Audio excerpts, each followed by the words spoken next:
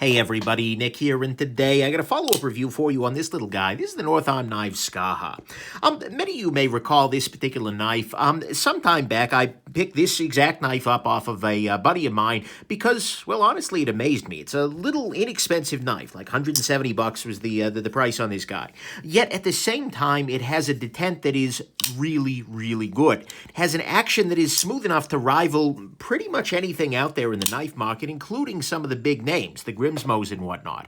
And it is a really slicey S35 VN blade. And it's being made by a father-son team, North Arm Knives up in British Columbia. And so it's a really neat little piece. And so I published my initial review and yeah, well, unfortunately, once that review went live, these guys have had a little trouble catching up. But they did eventually catch up, and to be fair, I've heard nothing but good things about their customer service from all the people who've ordered. They've been very above ground, but eventually they realized, wait a second, this is a great knife, but we can do a little greater. And so they went ahead and they made a version 2. That's right, this is the North Arm Knives Skaha 2. First off, though, I want to thank North Arm Knives for sending this my way. I ordered this guy via them. This one's actually for Frankie and Bert. I've got one coming in blue, actually, that should be nice, but this one got out to me first here. And this guy now belongs to Frankie and Bert as well. They offered to buy it off me, and I said, well, I've got too many knives as it is, so I did. And so what I want to do is do a quick comparison, just so I can maybe destroy their chances of catching up on their books a little bit further here.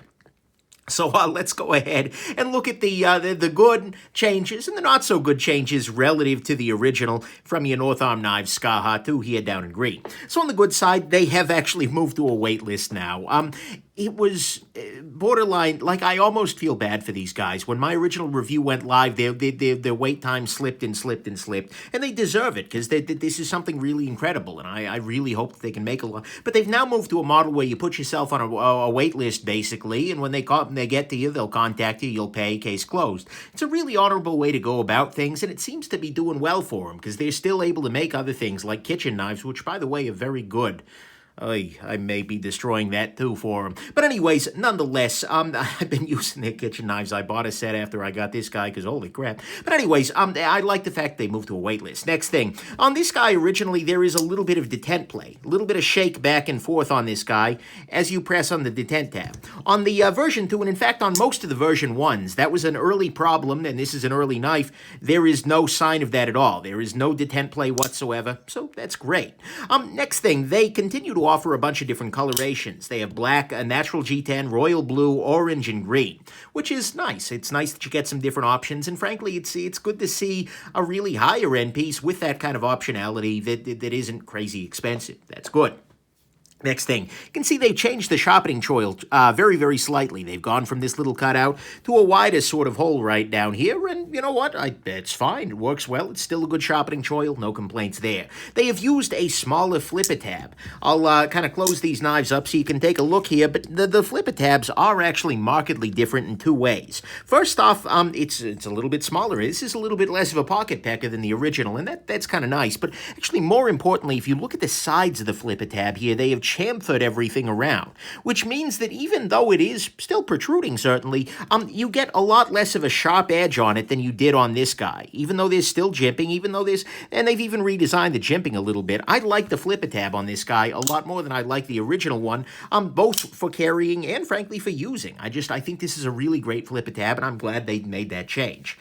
Next thing, the clip on this guy is probably the biggest difference here. This has moved to a wire-style clip, whereas this guy had this little thing here, which one of the things that this knife has that's kind of interesting about it is that the lock bar is actually secured into the handle of the knife via the clip screw there, so you never have to remove it. That does mean it remains right side only carry, but nonetheless, they've gone from this guy, which is a relatively shallow carry, to this guy, which is much, much deeper, which is something I personally very much appreciate, and frankly, the wire clips are always a nice option, and so I like that. I appreciate that very much. And also one thing to note is that they've done a deep carry clip here, but they've recessed the screw. You can see that the screw doesn't stick up inside the area for the deep carry. Unlike, for instance, do I have a bad deep carry clip on my table?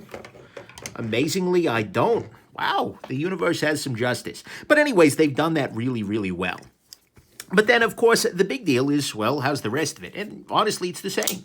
It still has this incredible fall shutty sort of action, and this guy is just barely used. I haven't even taken it apart, etc. As I said in Strength Frankie and Bird, I want him to have the out-of-the-box experience with it, but the action is still incredible. The detent is still incredible. Everything that made this knife incredible to start with remains, and so everything that they've done is just a positive evolution. Actually, that's not quite true, because there are a couple of little things that bug me a little bit, but who would I be if I wasn't bugged by things? On the bad side, they did change the jimping around on the top of the tab here. Actually, let me close this so I don't cut myself quite as readily. So you can see here they've moved from a relatively kind of wavy sort of jimping on this guy to a much sharper sort of jimping. So actually this is to the point where it is actually a little bit, in my opinion, over sharp. I would hit this guy with some sandpaper once I get mine, because I think that'll just make it a little bit nicer. Not a big deal, but it's a little deal. The price did go up very slightly. I think it went from about $170 to $186.75. Look, this is still a really incredible bargain when you consider everything involved here. When you consider, for instance, the action, the detent, and frankly, the blade is really, really nice. Slicey S35 VN is something that's pretty excellent with a good heat treat and whatnot. And honestly, even if you don't like, this is $15 better than the original one by a mile. If you said, hey, Nick, you can buy the original one for $15 left, I'm doing this every damn day of the week. And then finally, on the bad side, this is still a little bit hard to get. Yeah, again, my bad on that one. I mean, they're doing their best up there. They're handling things honorably, but as a two-man shop, I can understand how it would be a little hard to keep up with the demand. And like I said, they've also got a kitchen knife business. I'm not going to review those kitchen knives because I don't want to screw them over there too. But anyways, so that is a downside though.